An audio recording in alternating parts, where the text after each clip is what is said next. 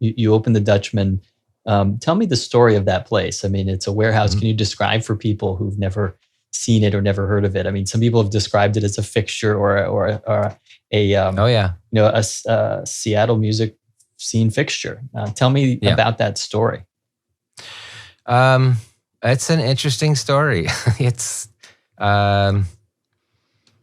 I first came on to that building. It's on the corner of First Avenue and Spokane Street, or it was on the corner of First and Spokane Street, and it's a pretty major intersection in the south end of downtown Seattle.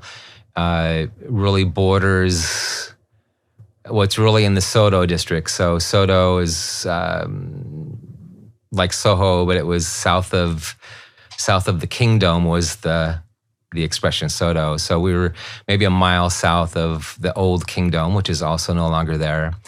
You said it was there on the corner of First. Well, it burnt down in 2009. So it had stood on that corner for, I think it was built around 1910, maybe even a little earlier. So yeah, it had been there a long time. It went through a lot of different lives before I got it. It was a factory for a long time. And by the way, I only had about 25% of the total building. Mm-hmm.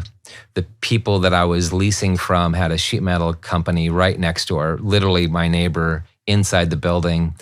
That was another interesting aspect of all this, you know. Imagine. But in I guess it was in 1981, 82, a buddy of mine, I rented out a room from the guy that had the space at the time, that corner, and somehow I got roped into helping them build a studio in there, and it was a very fly-by-night business. Had a lot of problems.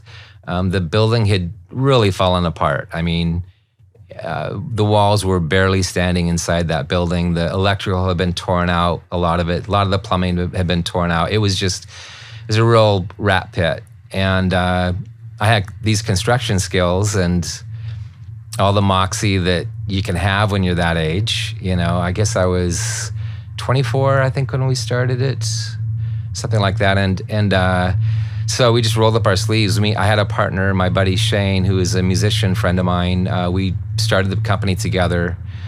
And within a year or two, I bought him out because he was very not interested in doing what we were doing. And we had a good parting of the ways. And I continued on. The building, the construction skills I had allowed me to make it semi-respectable. I mean, mm-hmm. It had nice solid walls and good electrical and good plumbing. The building really continued to have structural issues the whole time I was there, but it was just before the building had been a restaurant for maybe 30 years between 1930-ish and 1960, 65. So that character really kind of held through. I mean, when you walked in the place, you could sort of get a sense of the restaurant past. And you live there. So I live there. So yeah. I'm hearing like this description of this sort of place with like barely, walls, I mean, but it's like kind of just patched together in places. And that's how it was. It was. And you fixed it up. I was a journeyman drywaller at that point. Yeah. And so everything was rebuilt. It could have been nicer, but it was pretty good. Those structural problems I mentioned were things like roof leakage that we never got totally fixed.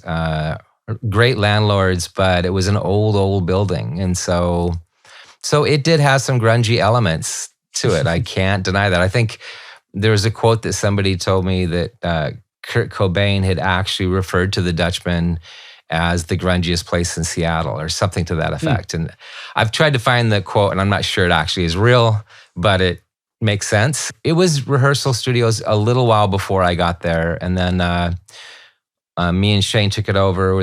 He was there a couple of years and then I continued it on. So I think, within a year or two, it was full on rehearsal studios. We had 12 rooms.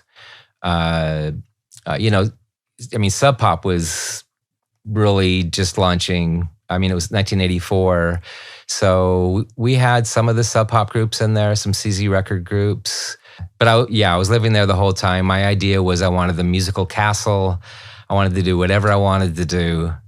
And it was the perfect place because I had 6,000 square feet of space that I paid $270 a month for. And that allowed me to put the money into the construction and kind of live cheap and be surrounded by musicians.